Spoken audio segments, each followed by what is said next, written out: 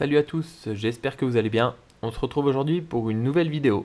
Cette fois-ci, il s'agit d'une vidéo de montage. Suite à la vidéo que j'ai fait sur la pêche du chevesne à la mure artificielle cette année ou l'année dernière à la mure naturelle, j'ai eu quelques questions concernant mon montage et ma façon de pêcher. Donc je vais vous faire voir dans la vidéo comment je pratique cette technique. Donc voici la brique au mur de chez Bricoleur. Donc c'est vendu par sachet de 10. Ce sont des murs artificiels relativement souples, comme vous pouvez le voir. Ensuite, pour l'hameçon, donc j'utilise un hameçon plutôt type hameçon à carpe. Ce sont des hameçons qui ont une hampe assez large et une ouverture assez large, donc qui se prêtent bien au montage de la mure.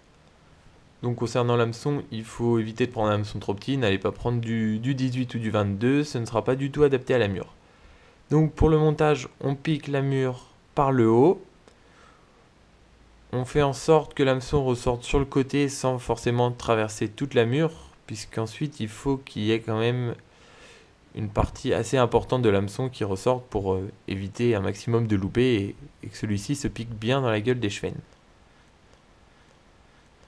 Donc voici le montage, ce que ça donne. Ensuite pour le nœud, donc vous pouvez raccorder directement sur la tresse ou sur le fluoro, c'est vous qui voyez.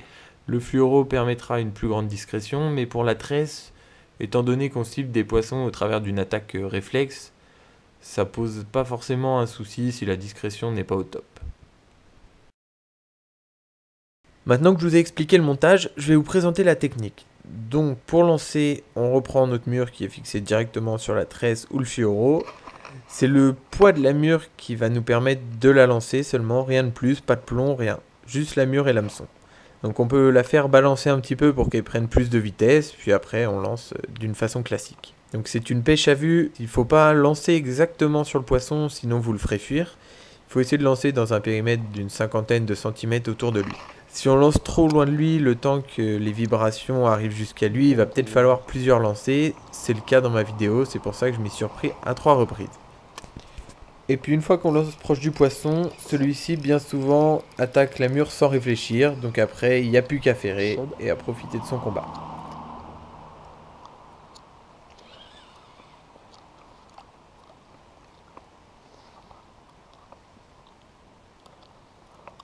Bien gobé en plus.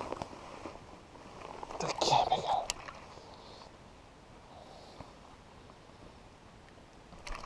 Hop là.